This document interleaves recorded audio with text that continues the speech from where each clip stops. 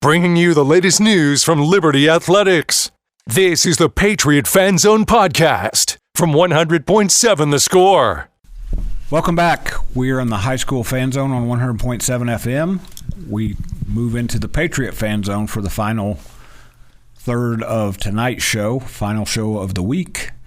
And I'm joined by Joe Sexton to my far left if you're on TV, and Pierce Fioroni, who we were just talking a little hockey with because his dad was a former Cotton King player. And much like Pierce, I could not skate, so I never tried hockey. I was not very good at it either. No, I only learned to roll. Joe will appreciate this. And here's another Chip Darden confusion moment. I learned how to roller skate only to go to snowball night so that I could meet young ladies back in junior high. And that used to be a thing. I could go really fast forward on roller skates. Stopping was a problem, so that my skating career ended quickly. But I played football and I played basketball, which Pierce and I can kind of relate to a little bit. You don't need to skate to play those sports. So sir. When I greeted Joe earlier today, I'm going to make him blush here. I greeted him as not only now the coach of a state champion golf team, but the coach of a team that has its first ever varsity victory. And if you guys know Joe Sexton, he's kind of low key. He doesn't let his emotions show much.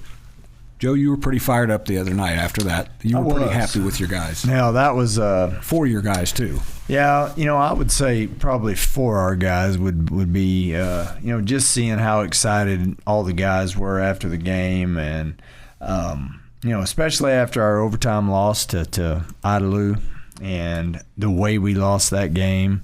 And I could just tell the other night late in that game that these guys weren't going to let that happen again. And, sometimes those lessons that we learn are not very comfortable, and, they provide a little bit of help down the road.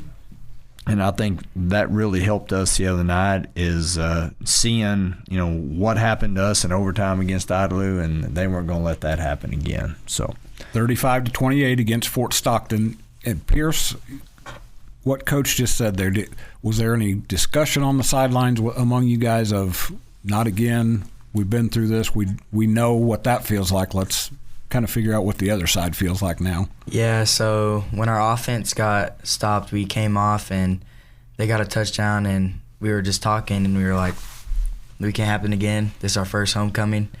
First year, we gotta win this. And we came out and we got a touchdown, and our defense got a stop, and we won the game, and it just felt so good for all of us. It felt like something's been lifted, and now we're going to get on a roll and win on Friday. So we've got to mention that the first win was also the night of your first ever home game at Patriot Stadium. Yeah, there was a lot of reasons to play well that night. We had it was stadium dedication, and these guys had their first home game. We've been on the road for a year and a half almost, and we're vagabonds. Yeah, so we've been everywhere, playing a lot of different places. We played at Cooper Middle School, we played at Pirate Stadium, and it was before the game, I was just sitting in the office just kind of looking out at the stadium, and it's kind of weird that we were actually not going to have to get on a bus and travel.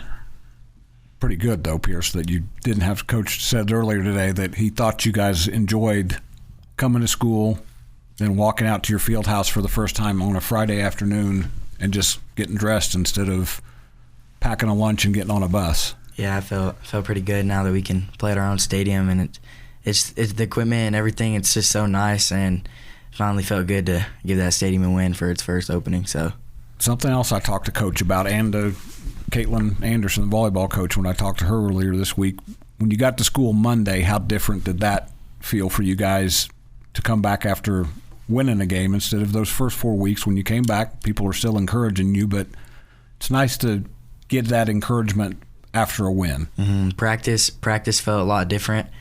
It felt like we just worked harder, and when we got to school, like, we have a text with our team, and we were all just so pumped. And when we came to school, we couldn't stop talking about it.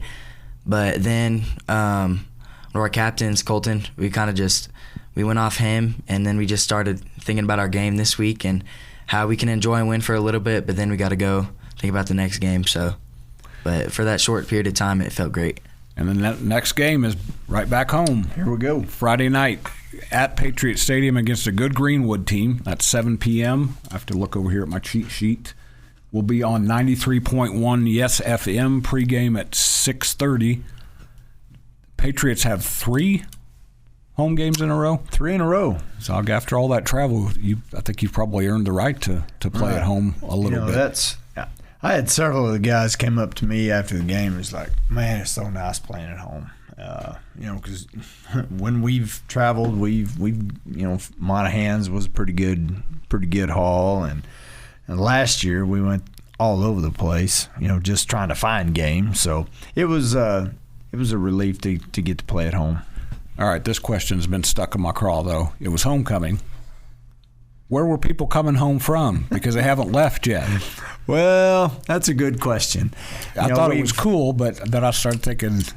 We've had that discussion. I've had several people ask me, homecoming from where there's no graduates yet, and it's one of those things that I think it was it just sounded like a good thing to do.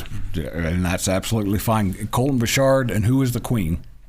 His girlfriend, Kate Glenn. There we go. Okay, I knew that because I ran into her Saturday morning.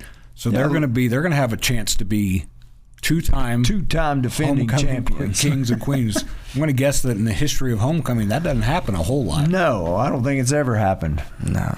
So all these firsts, and now you've got Colton. We're going to talk a lot about Colton here in a minute when we come back after the break, because I gave you the sneak peek earlier, and I don't know if you saw the helmet stickers post that came out. You guys did okay in that, and I had a feeling you might. So we'll talk a little bit more about the win against Fort Stockton, the game coming up against Greenwood, and just where the Patriots are when we come back on the Patriot Fan Zone on 100.7 FM The Score. Breaking down Liberty sports. This is the Patriot Fan Zone podcast from 100.7 The Score. Welcome back to the Patriot Fan Zone on 100.7 The Score. I'm Randy Rosetta. I'm joined by Joe Sexton to my far left. If you're on TV with us, Pierce, say your last name, make sure I don't mess it up. Fioroni. Yes, sir. Sophomore or junior? Sophomore. I knew you were one of the younger guys last year in basketball because you caught my attention with how hard you played for a guy who I'm assuming was only about 14 or 15 back then. Mm-hmm. And that's carried over into football because Coach has bragged about you before he even brought you tonight. He bragged about you a little bit. The thing about, we were just talking about the newness of Liberty during the break. The thing about it is you can be I think you guys have a freshman or two on varsity in football. Right, we have 4 right now. Okay. So the thing, you can be a freshman, sophomore, junior. You're going to get a shot to do things because all of you guys are kind of in that boat together. How cool has that been that age really doesn't matter right now for you guys? It's pretty cool because I've talked to Coach about this before, but how a bunch of teams, how their seniors are graduating. This team that we have is going to stay next year, and a few players will be gone, but it's going to stay the year after that. And it's just so cool that we have this team with a bunch of young players because we're all getting closer, becoming more of a family, and just a better football team. We're all going to have kind of more of a connection than some of these other teams would. So. Yeah, you guys haven't had to practice any kind of senior days yet. You don't have to worry about that for another year. No, we've got plenty of time to get ready for that. But these youngsters that like last year, Pierce came up and played on the. He I don't know. Let's say when did you get hurt? What game did you get hurt in last year? At Dumas. The 5th game. Yeah, so he was having a great year, and then I think he tried to stiff arm somebody and got his finger caught in a face mask. So we probably trying to stay away from the stiff arms a little bit more this year. Understandable. But he did a great job last year. He was one of the more explosive players we had last year, and then he moved on to varsity basketball and did a great job and ran some track this spring. So just that's the great thing about Liberty is just all the 3 and 2 and 3 sport athletes that we have, and they just have a great opportunity to do that. Let's talk about one of those 3 sport guys that really got my attention last week, and that's Colton Bouchard. Right. Colton had a great game. A little bit of a roller coaster at times this year, but as you pointed out earlier today, that's quarterback that's not always completely on his shoulders. There's been some circumstances, but I'm going to make sure I've got the stats here. 16 of 22. I think you had him for 220 yards on the stats you sent me. Right. Big one. Well, the biggest one is the win, but the other than that, I think he had 4 touchdowns. And first of all, he ran the ball really hard early, right, to kind of help set a tone because they were focused in on your running back, so that helped loosen things up. But the fearlessness he played with, and the fact that Barry Newton had fearlessness in him for him as a coach, I thought were very key in that fourth quarter for you guys. If you look back, Colton played all of our games last year, and really that was his really only significant time playing quarterback in high school, and so he's still growing as a quarterback. Today in practice, I saw him talking to receivers about this route or that route, and so he is trying to be a leader, because he's one of the older kids that we have, and that's what we like for those juniors, that 15, 16 juniors that we have, to lead these guys a little bit. And I thought he grew up a whole lot on that last drive Friday night. I thought you can probably say that about the team in general, right, because I think that fourth quarter, you scored 2 touchdowns. You had to answer one after they scored with, I think, 1:47 left. And we talked today, you could have, as a head coach, could have said, well, no, let's take this one in and we'll go to overtime and see what we can do, but you didn't. No, that really wasn't we wanted to see kind of how we got the drive started. I think we ripped off a pretty good run with Talon right off the bat, and then once we got started, these guys, they took over, and I think, it was 4 or 5 plays, and we're sitting in the end zone, and going to overtime really wasn't an option. Been there and done that. We've already done that, and so we wanted to make sure we took care of business, worried about how we handled it, and I was pleased with, all the execution, because that's a pretty pressure-packed drive. Yes, it was. We've got, you're going to go down and try to win the game with 1:30 left. I don't know how many times Tom Brady has done that, or, Troy Aikman or some of those guys, but, there we go. Colton was, very cool and calm, and really everybody on the team was just very calm about it. We're going to come back. I want to get Pierce to talk about that a little bit.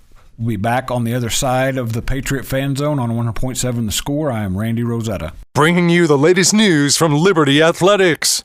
This is the Patriot Fan Zone podcast from 100.7 The Score. We are back for one more segment of the Patriot Fan Zone on 100.7 The Score. I'm Randy Rosetta. Before we jump back into the Patriot Fan Zone, I'm going to run through the schedule, the radio schedule for this week. This week is fairly hectic. Next week is crazy hectic. I think I mentioned this to Joe earlier. There's 6 football games in Lubbock next Friday night. So there's just all kinds of, whoever the electric company is that most people spend their money with in Lubbock's going to make a killing next week.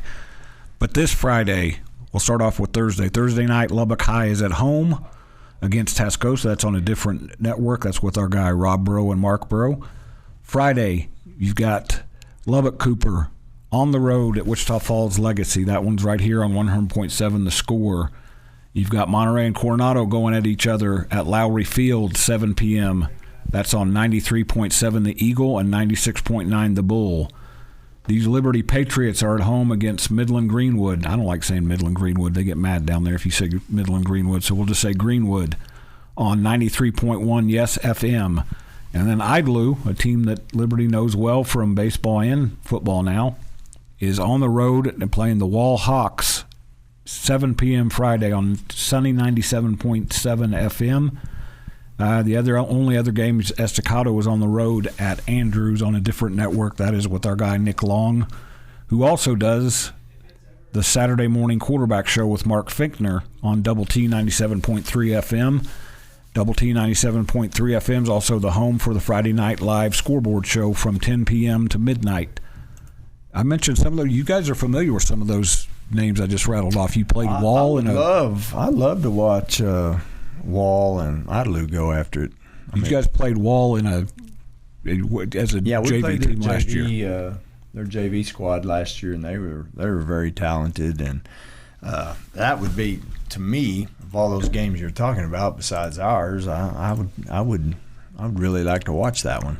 There might be a few eyes on that Monterey Coronado game. That one's always fun. There's a little bit of emotions involved in that one. You guys have a game to take care of yourselves, and you're playing a Greenwood team that is 4-1. I've had them up here a minute ago. The only loss is to Sweetwater, and that was 29-25. They've beaten Childress, beaten Andrews, beaten Shallowater, which to me gets my attention, and beaten Pecos, and they score some points. Right. So that offense of yours that came alive last week is going to have to kind of do some work, I think. Right. I think, when we go into a game, one of the things that Coach Newton wants to do is just, try to limit their possessions, and we do that by grinding out the clock and just making sure that we try to keep their offense off the field as much as we can. And with these guys, I think we have a good chance of doing that. As I mentioned before we went, you didn't do that on the last possession, though. The other night, you guys turned it loose. You let these guys let their hair down. And Pierce, I told you I wanted to ask you about it. You guys go out there as the offense. Fort Stockton had just tied the game, got a 2-point conversion, tied the game, had all the momentum. And when the coaches believe in you guys to go out there and get it right back, what did that do for your confidence-wise the rest of that night and also just coming back the rest of the season?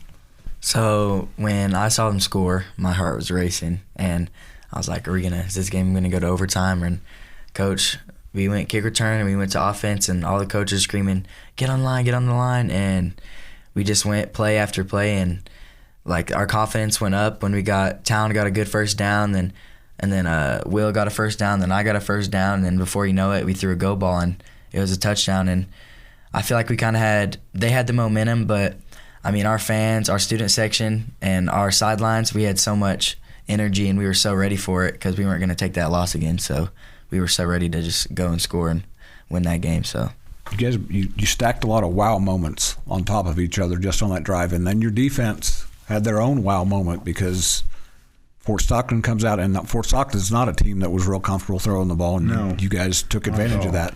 But I believe they got one first down right off the bat, so they had a chance to respond, and then a couple guys made a play. Talk about what the defense did there at the end. Well, it was all night long. Obviously we had 6 turnovers, and, the defense there for a little bit, we would they would turn the ball over, and then we'd go out and go 3 and out on offense, and we didn't play together there just real great. But then, in fourth quarter, it was great. The guys were all together, and we talked about this morning, there was no finger pointing, there was no, hey, you didn't do this or we didn't do that, and they just played together and got us a win. Got a big win, got the first ever win in Liberty history. Had Joe Sexton smiling and almost at a loss for words. But I've known Joe for a while. That's the first time I've been able to say that about Joe Sexton. Yeah, that didn't happen very often. Nope.